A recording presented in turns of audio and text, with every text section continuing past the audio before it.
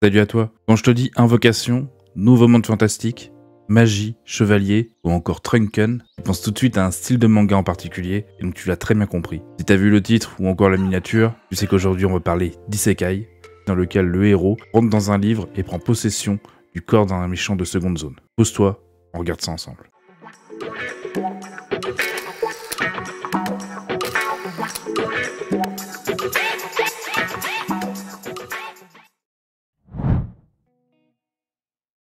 Avant de te parler de la première œuvre, que pour moi important de reposer ce que c'est un isekai. Isekai, c'est assez simple, c'est un sous-genre qui est apparu dans la fantasy japonaise, qui a gagné en popularité ces dernières années. Souvent une intrigue qui va tourner principalement autour d'un personnage qui s'est transporté ou piégé dans un univers parallèle différent de son monde d'origine. Donc c'est une définition assez large. Le personnage peut être projeté dans un monde fantastique, magique, futuriste ou même se retrouver bloqué dans un jeu vidéo. Ou, comme ici, dans un livre. Et c'est pourquoi les light novels, les mangas et les webtoons explorent souvent ce concept d'autres mondes. En somme, l'isekai offre un moyen d'offrir des aventures passionnantes où les protagonistes découvrent des mondes inconnus et affrontent des défis extraordinaires. Ainsi pour moi, si on aime les récits de voyage entre les dimensions, on va souvent trouver de nombreux animés ou de manhwa webtoons captivants sur ce sous-genre. Le premier manhwa dont j'ai envie de vous parler aujourd'hui, c'est Trash of a Count's Family. En français, je suis devenu le voyou de la famille du comte. C'est un webtoon de l'auteur Ryohan Yu et dessiné par Pan 4 ou Pan 4, qui était publié depuis 2020 sur le site Naver Webtoon et récemment sur Dailytoon en France. Trash of the Count's Family nous transporte dans une lecture isekai palpitante, où Kim Roksu va se réveiller soudainement dans le corps de Cal Initus, un personnage détesté du roman Birth of the Hero, la naissance du héros en français. Dès le début du roman, on va suivre l'histoire de Kim Roksu, un jeune homme qui possède maintenant le corps de Cal Initus, la poubelle de la famille Initus, personnage secondaire dans l'œuvre qu'il était en train de lire avant de s'endormir. L'homme est connu pour être un alcoolique notoire, insupportable, égoïste et facilement irritable. Kim Roksu, qui accepte maintenant l'idée d'être Kale et d'être coincé dans le roman La naissance d'un héros, décide de profiter de cette vie. Pour ça, il doit survivre à Choi-Han, qui est le personnage principal du livre qu'il est en train de lire. C'est un jeune homme aux cheveux et aux yeux noirs qui a lui-même subi un isekai dans l'œuvre originale et qui est devenu fou après que le village qu'il a recueilli a entièrement été détruit par des hommes inconnus. Il croisera normalement Kyle dans un moment de folie et le battra presque à mort. Pour éviter cette fin, Kyle va donc chercher à se protéger tout en se servant des connaissances qu'il a du livre. Notre héros a une personnalité qui n'est pas facile à cerner, il veut être tranquille et vivre une vie douce, pourtant il n'est pas égoïste. Il semble essayer de l'être, mais il n'y arrive pourtant pas. C'est une gentillesse qu'il va essayer de cacher tout au long de l'histoire, et son franc-parler amène beaucoup de gens à le suivre dans son aventure. Il déteste aussi une chose, voir la souffrance des autres. Kim a également une ligne de vie bien nette, il ne veut pas mourir. Il avait déjà cette mentalité dans son monde d'origine, et comme il le dit, il préfère se rouler dans la merde de chien plutôt que mourir.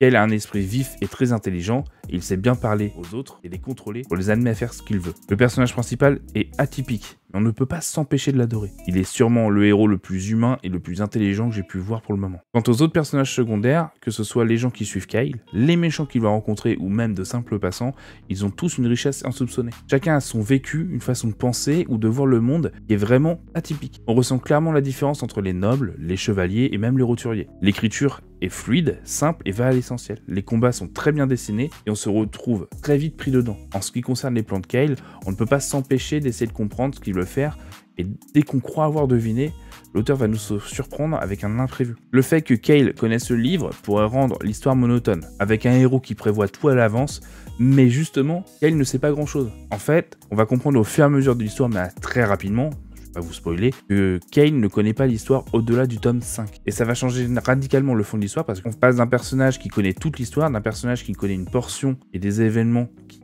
interviennent très tôt dans l'œuvre originelle et qui va donc rapidement devoir se forger une fortune et des alliés qui vont pouvoir lui permettre d'affronter l'inconnu. Trash of the Count's Family fait partie des meilleurs webtoons que j'ai pu lire. C'est pas vraiment, je dis pas ça sur un coup de tête. De tous les light novels, romans, ou mangas, ou manhwa que j'ai pu lire, c'est un de ceux qui m'a le plus donné envie de tout mettre de côté et de lire l'histoire de en comble. Je me suis posé, je pensais lire 3 chapitres et je me suis retrouvé à lire l'entièreté des chapitres qui étaient sortis. Je me suis couché à 4h du matin, j'avais commencé à 19h. Ainsi, le monde créé par Ryohan Yu est riche en diversité. On va explorer différentes races, cultures et pays. Les relations entre les personnages sont bien développées, sans cependant inclure de romance. Les personnages secondaires, qu'ils suivent Kyle ou qu'ils soient des antagonistes, possèdent des histoires, des pensées, des perspectives uniques. L'écriture est fluide et concise, combinée à des combats assez bien écrits, bien dessinés, et qui va nous maintenir en haleine. L'originalité de l'histoire déviant des conventions isekai qu'on peut avoir l'habitude, offre une perspective rafraîchissante. En effet, le personnage principal, indifférent et nonchalant, à l'opposé de ce qu'on peut voir habituellement, se distingue par son désir de mener une vie confortable tout en apportant son aide aux autres. Il est à l'opposé de ce qu'on peut avoir de l'image du héros qui va foncer bille en tête, vouloir être le premier dans les affrontements et se mettre en avant. Non, ici, notre personnage est tout à l'opposé. Il veut être tranquille.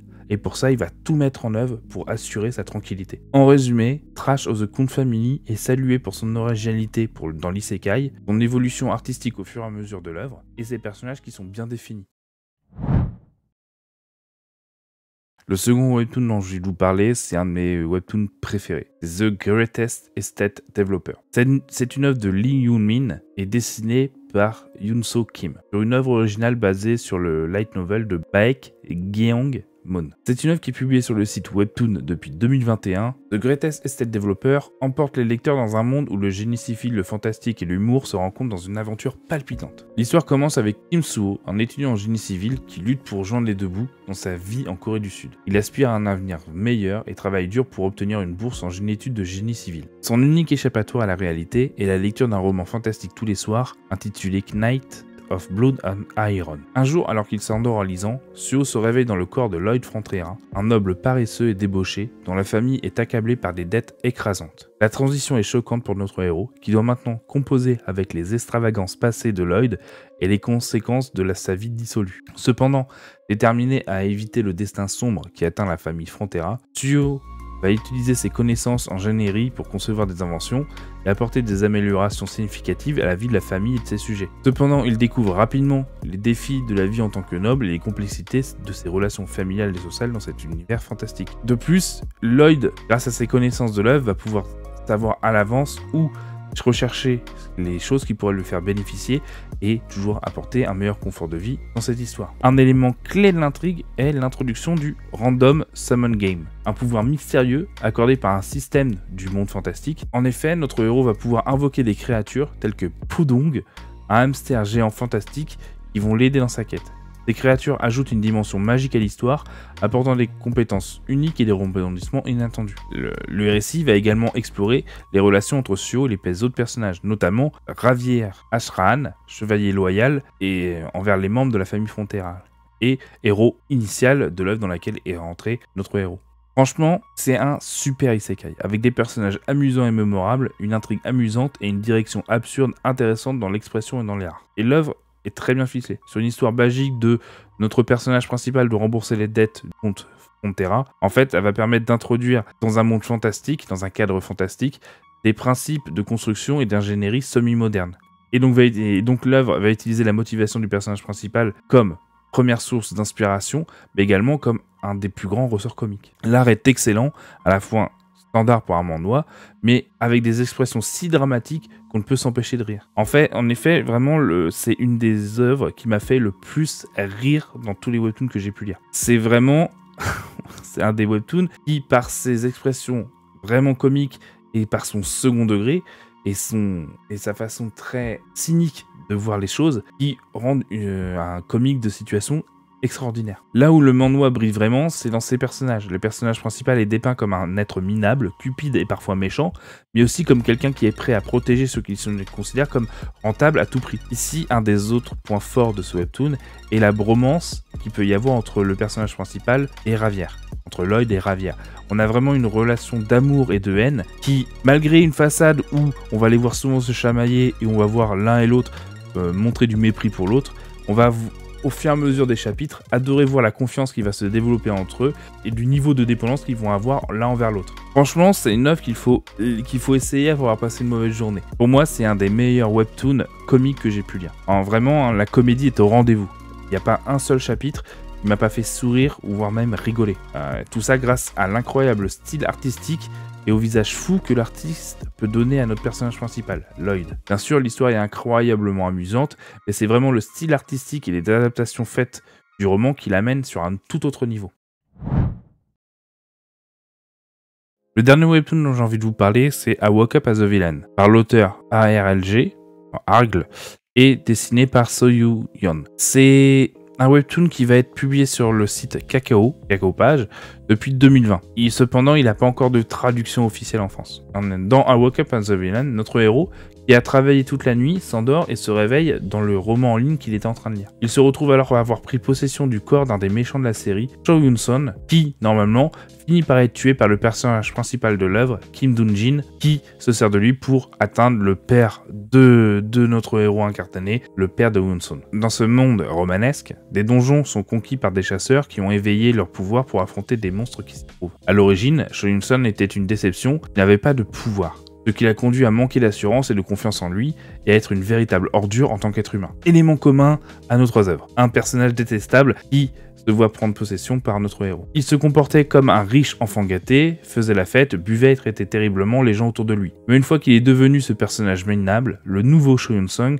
fait quelque chose que l'original n'aurait jamais fait. Il va voir son père et lui dit essentiellement qu'il en a assez d'être la déception qu'il était, il a fini de se morfondre et qu'il veut faire quelque chose de sa vie. Il demande alors à son père de lui donner une chance, ce que ce dernier va faire, étonnamment. Il finit par prendre quelque chose qui va le forcer à s'éveiller et à développer des pouvoirs. Il décide donc alors de devenir un chasseur pour mieux se protéger de Kim Dun-jin qui essaye de se faufiler dans la vie de Yun-son. Kim Dun-jin est un chasseur prometteur sur lequel beaucoup de gens ont les yeux rivés. Il a l'intention de tuer le père de Yun-son, il avait l'intention d'utiliser Yun-son, puis de le jeter, mais il va remarquer le changement s'opérer chez Yun-son. L'homme qu'il pensait qu'il serait mieux mort que vivant montre maintenant une grosse envie de vivre et un esprit combatif qu'il ne connaissait pas. Il va donc commencer à penser que Yun-son maintenant aurait beaucoup plus de valeur à ses côtés et qu'il voudrait mieux le garder et le rendre plus fort que de s'en débarrasser. Yun-son, notre héros, quant à lui, va s'efforcer de se rendre plus fort et de se mettre au niveau autant que possible pour faire face à ce que l'avenir va lui réserver. L'intérêt soudain de son père, cependant, ne va pas lui faciliter la tâche. Bien au contraire. En plus de Kim Dun-jin, maintenant il va devoir faire attention aux frères et sœurs originels de Cho Yun-son qui veulent tous hériter de la fortune de leur père et qui n'apprécient pas du tout ce regain d'intérêt. Il va donc décider de rassembler un groupe de personnes de confiance pour assurer ses arrières si les choses avec Dun-jin tournent mal, bien qu'il évite l'homme le plus qu'il peut. Le dessin est vraiment intéressant et l'histoire devient de plus en plus excitante au fur et à mesure que le temps passe. On se demande constamment si notre héros sera capable de rattraper Dun-jin grâce à ses connaissanes du futur, puisqu'il était lui-même lecteur du web novel à la base. On a hâte de voir ce qui va se passer dans cette série et c'est vraiment une œuvre que je recommande fortement. Je te remercie d'avoir regardé la vidéo, n'hésite pas à liker, t'abonner et à partager la vidéo, ça aide beaucoup pour le développement de la chaîne. N'hésite pas toujours à recommander des manhwas ou d'autres webtoons dans la description, dans les commentaires. Merci encore d'avoir regardé la vidéo, je te dis à bientôt, tchuss!